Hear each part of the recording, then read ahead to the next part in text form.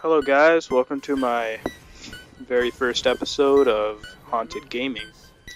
Before I want to start this episode, I actually want to tell you this series is essentially about me talking about obscure games and myths and essentially creepypasta related to games and, just really weird, scary game anomalies. So this episode is focused on Pokemon Creepy Black. For those of you who don't know, this is allegedly a Pokemon cartridge or a Pokemon game where you, the player, are actually able to kill other Pokemon and players. The general story for this, which I'm actually going to summarize for you right now, is essentially this person who discovers a black Pokemon cartridge as they are collecting bootleg Pokemon games that they personally enjoy.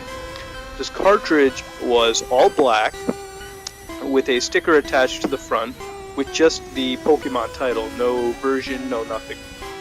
The intro for the game, once it was plugged into the Game Boy, was Nidorino and Gengar fighting just like they did in the red and blue versions of the game. Once the player reached the press start screen, the character Red was there, but the Pokemon that usually scrolled in the official titles were not scrolling. And instead of saying red version under the Pokemon title, it said black version, thus bringing the name Pokemon Creepy Black, I guess. As the player had obtained their starter, Squirtle, Bulbasaur, and Charmander, they had obtained another Pokemon named Ghost at level 1, which resembled the ghosts from Pokemon Tower in Lavender Town before obtaining a Silph Scope from Devon Corporation. Ghost had one attack, Curse. Curse is actually Curse is actually an official Pokemon move in the recent titles, beyond Generation 2, I guess. I'm not exactly sure. But it wasn't in Generation 1, which was Red and Blue, which meant that this move was actually hacked into the game by a hacker. If Curse was used on another Pokemon, the screen would cut to black and the cry of the Pokemon would be heard. However, it would be distorted or slowed down. If it was used in a battle against a trainer's Pokemon, once the Pokemon was killed with that move, the Pokeball counter, which indicates how many Pokemon a trainer has, would be decreased by 1 for the trainer whose Pokemon was cursed. After all the Pokemon were defeated in the battle, the trainer would appear, and the game would offer you two options, Curse or Run. Run would basically end the battle as it usually ends in an official game. Curse would kill the trainer, and when the player returned back to the overworld, the NPC they fought against would be replaced with a tombstone. Curse couldn't be used against other ghost Pokemon, and against your rival and Giovanni, until the final encounter, however. After the Hall of Fame, the game cuts to black and a box appears stating many years later, and the game shows an old man staring at a grave, or graves. The old man is actually meant to be your character from before. At this point, Ghost isn't in your party anymore, which is odd because Ghost was never able to leave your party at all. You couldn't drop him into a PC or anything. Your character, the old man, moved at half of the normal speed that the player was supposed to move at. The player would eventually have to go back to Palatown and enter their home and stand on the exact tile where their adventure first started. As this is going on, the Lavender Town theme, which plays constantly throughout the overworld when you're the old man, will slow down almost to a demonic pace at this sequence where you're seeing Pokemon and characters you have killed. After you're done seeing this sequence, a battle with Ghost would trigger where you are the old man and you wouldn't have any Pokemon at all, and you would be against Ghost. And I mean, as the old man, obviously you have no move, so you can only struggle. Struggle wouldn't do anything to Ghost, but would take a chunk of your HP away from you.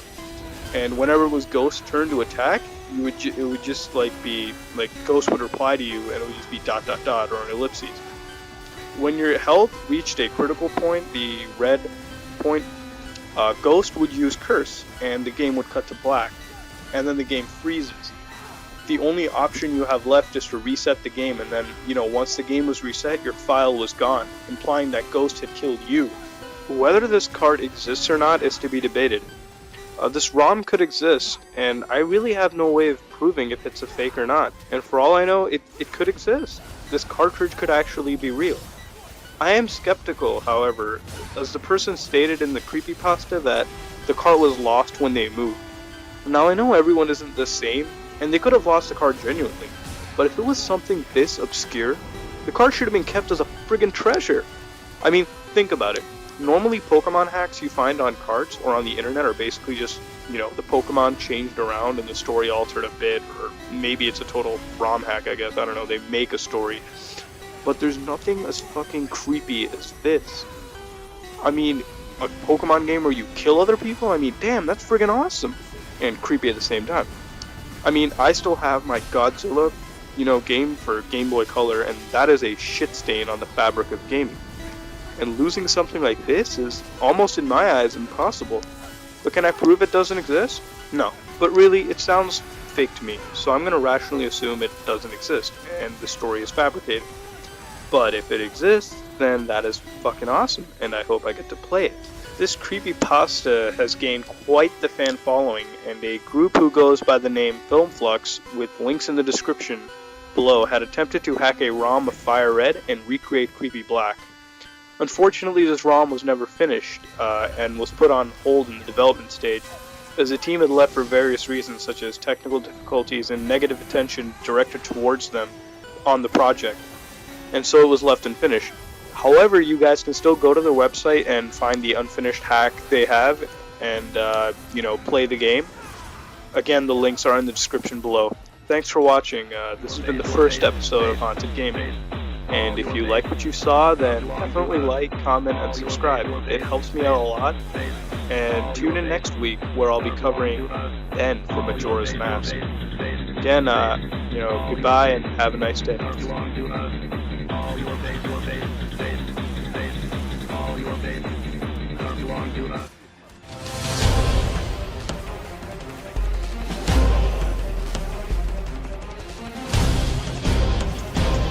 Hey guys and gals, welcome back this week for another Haunted Gaming.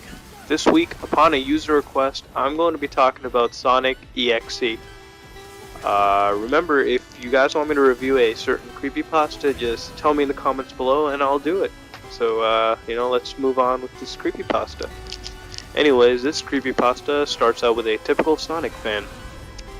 So this player one day was playing Sonic Unleashed, and a mailman came to deliver a package. The package consisted of a CD and a note. The player read the note attached, and it was from his friend, who he hadn't heard or seen for 2 weeks. The note basically said that the player should throw away the disc before some dark horror approaches the player, and presumably harms them. And the friend just couldn't destroy him himself because he wasn't quick enough. So, the player was confused, and he's like, how the hell could a disc cause horrors and stuff? And it had the word Sonic written on it, so, the player was like, oh crap, I gotta try this out, it's fucking Sonic. So, the player goes up to his room, and installs the game through this program on the disc, which is called Sonic.exe, the name of the creepypasta. So, upon installing the game and starting it up, the player was greeted by a demonic title screen. It was basically like the regular Sonic the Hedgehog screen for the Sega Genesis, except this time, the sky was darkened. The title logo was rusted, and instead of the bottom right corner, it said, Sega, where it says Sega 1991, it said Sega 666. And, of course, the water was not blue, but it was blood red, crimson. So after the title screen, there was a save select screen from Sonic 3. So even though this game is supposed to technically be Sonic 1, it had a save select screen, which doesn't happen. I mean, if you looked at the gameplay on the screen right now, it doesn't happen at all. But anyways, the character selection was Tails, Knuckles, and Dr. Robotnik, which is weird since you can't play as Dr. Robotnik in any of the classic Sonic games. And I don't even think you can play it in new games at all. The player realized it was a hacked game, and instead of a glitched one, it wasn't glitched, it was just hacked instead, like some sick fuck made it.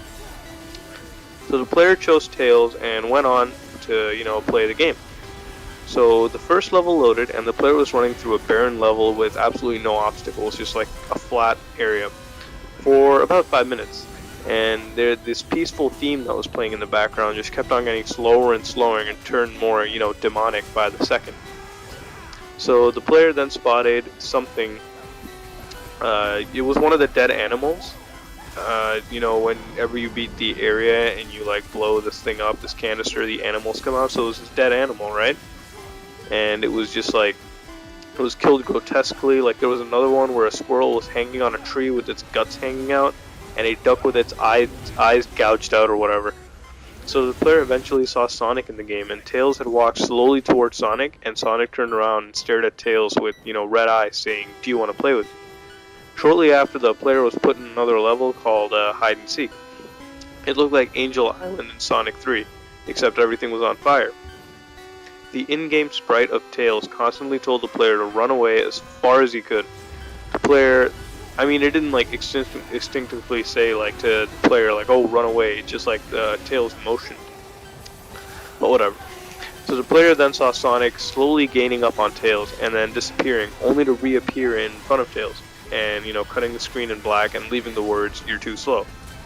The player then saw a demonic sprite of Tails and decided he would just pick Tails after, you know, I mean Knuckles, sorry. Knuckles, since Tails was dead. So the player was booted into a new level called You Can't Run. So the player then kept running down the straight level with no obstacles, and after a while the player noticed bloodstains on the ground. Sonic then immediately appeared in front of Knuckles and said, "Found you." The player then constantly tried to punch Sonic, but he kept failing because Sonic would just teleport back and forth. Eventually Sonic lunged at Knuckles and the screen went black, and a message, you know, appeared saying, "So many souls to play with, so little time, would you agree?" The player then saw demonic Knuckles and shut off the game and just, you know, went and took a nap. The player experienced a very, very disturbing nap. And until a couple of hours later, the player decided to play the game again, and he had one character left, Robotnik. So the player decided to continue to lead Robotnik down a flight of stairs until Sonic appeared in the darkness with an extremely horrifying grin, and the screen flashed to black with a message saying, "I am God." The player was booted back into the main menu without warning, and the computer shut off. The player then noticed behind him a Sonic plushie with bloodstains coming from its eyes. Well, what do I think of this? Actually, I think it could be real, except for the part at the end, obviously, with the Sonic plushie. But I'm a computer programmer, and, you know, I can personally say that this could actually happen because, you know, programs, you can make it like anything you want. So if I wanted to make a creepy Sonic game, I just could do it right now if I had time and effort. Like, if I put time and effort into it, I could make something like this. You know, anybody can make the computer program. And, you know, there is a part of the creepypasta, I think, where the program set to the like basically stated the name of the player. So I mean, like, it's if it was that, then it would probably be like a close friend or a relative or something. But besides the point, if you wanted to make something like this, you could. If you did, I think you are a creepy fuck. But whatever. Even if I don't have an actual copy of the game, I'm still skeptical of its existence, obviously. But there wasn't anything so overtly implausible in this creepypasta that it seemed, you know, completely fake. Besides the Sonic plushie at the end, if you disregard that, it's kind of plausible. But I still do think it's fake.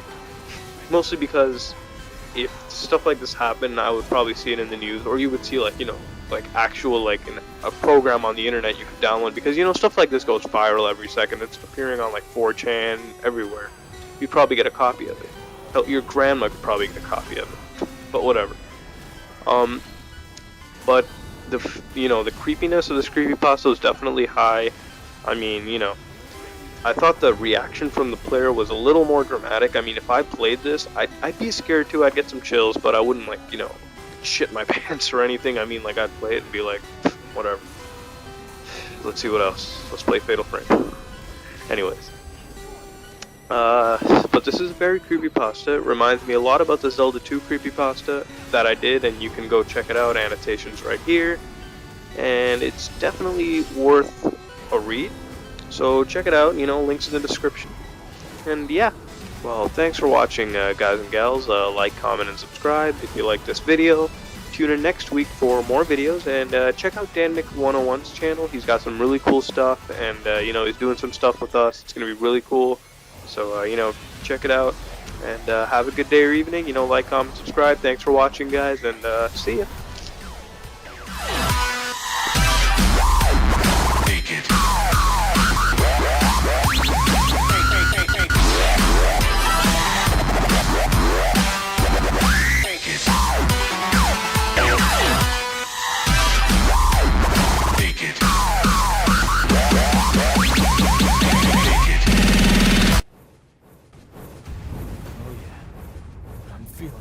Oh yeah, I can feel it. And